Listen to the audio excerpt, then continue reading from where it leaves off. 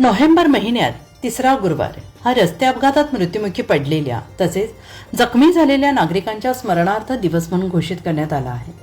त्याचप्रमाणे नाशिक जिल्ह्यातील वाढते अपघात पाहता रस्ता सुरक्षेचे महत्त्व वाहनधारकांना समजावे यासाठी टाटा मोटर्स, उज्ज्वल ऑटोमोटिव्ह नाशिक, विद्यार्थी वाहतूक संघटना नाशिकचे अध्यक्ष अजीम भाई सय्यद, प्रादेशिक परिवहन कार्यालय नाशिक यांचे संयुक्त विद्यमाने शालेय विद्यार्थ्यांची वाहतूक करणारे वाहन मालक, वाहन चालक व पालक वर्ग यांच्यासाठी 16 नोव्हेंबर 2025 रोजी रामलीला लॉन्स येथे मान्यवरांच्या हस्ते भारतमाता पूजन आणि दीपप्रज्वलन करून कार्यशाळा आयोजित करण्यात आली होती. या कार्यशाळेचे प्रमुख पाहुणे म्हणून माननीय भरत कळसकर, माननीय अविनाश तांबे, माननीय प्रदीप शिंदे, माननीय जयश्री गुंड मॅडम, माननीय आशिष पाटील हे उपस्थित होते. सदर विद्यार्थी वाहतूक आणि रस्ता सुरक्षा या विषयाचे कार्यशाळेचे आयोजन विद्यार्थी वाहतूक संघटना उत्तर महाराष्ट्र अध्यक्ष अजीम भाई सय्यद, जिल्हाध्यक्ष राहिल सय्यद आणि त्यांचे संघटनेचे पदाधिकारी यांनी केले.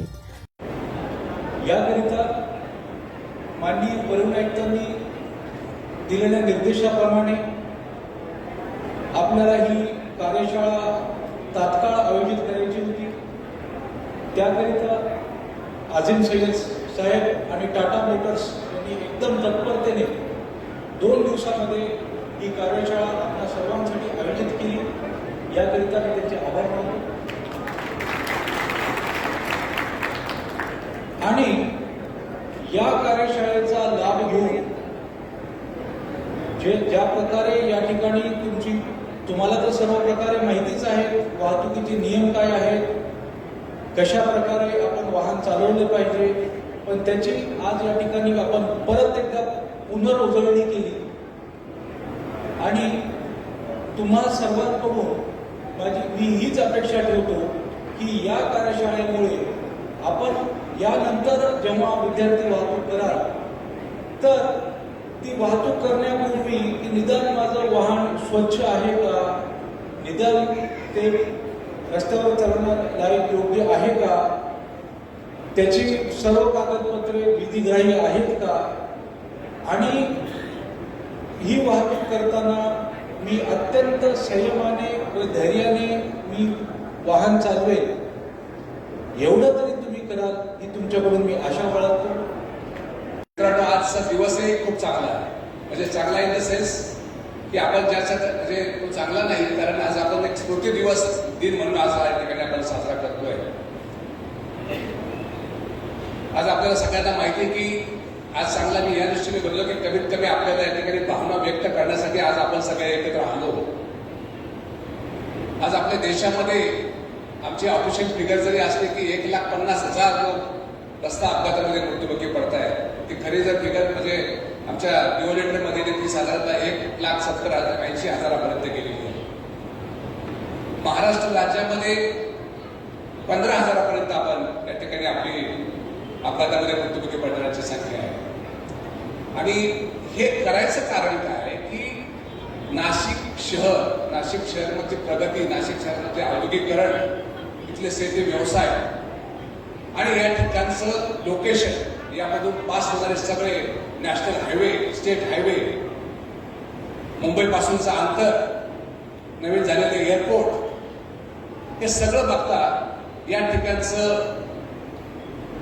जे वाहतुकीकरण आहे ते खूप मोठ्या प्रमाणात झालेलं आहे. त्यामुळे नाशिक जिल्ह्यामध्ये आणि नाशिक शहरामध्ये दरवर्षी आपल्यामधून सर्वसाधारणतः 1100 ते 1150 लोक निघून जातात. म्हणजे जर आपण पुढच्या वर्षी अशाच निमित्ताने या कार्यक्रमाला जर भेटलो तर आपल्यामधले नाशिक जिल्ह्यामधले किंवा नाशिक जिल्ह्यामध्ये बाहेरून आलेले काही जे गाड्या चालवत आहेत असे 1150 लोक आपल्यामध्ये नसतील. अशा प्रकारची भयानक परिस्थिती आहे.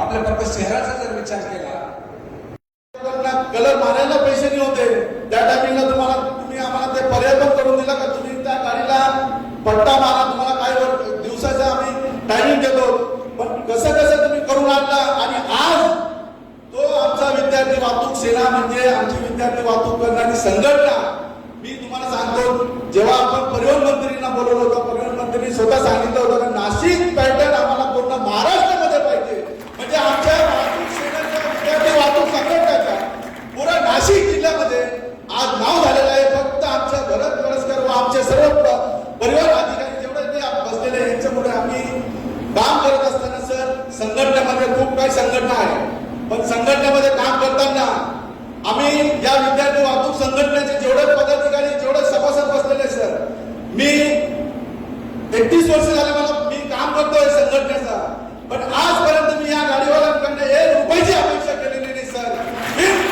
पैसे मदत केली आणि आपण शासनाकडे तुमच्याकडे जेव्हा मी आलो, मुंबईला आलो, मोर्चे आणले या लोकांसाठी, यांनी आज जे छोटे छोटे मुलं असतात त्यांची ते सेवा करतात आणि त्यांना काय सेवा पाहिजे, त्यांना काय मदत लागली पाहिजे ते आपण तुम्हाला निवेदन देऊन आपण ते सगळे काम करून घेतले. आणि आज आमची संघटना सर, जेव्हा आम्हाला अडचण आली, स्पीड गव्हर्नरची अडचण आली असेल, त्या 50 रुपये भेटण्याचा टॅक्स जो दंड आकारला होता तो आले असेल, किंवा परमिट आम्हाला रिन्यू होत नव्हते, 9+1 7+1 बंद केलेले होते. काही लोकांनी सर सांगितलं का हे परमिट तुम्हाला भेटू शकत नाही, म्हणजे 7+1 परमिट हे म्हणजे चुकीने दिले गेलेले आणि परमिट होणारच नाही.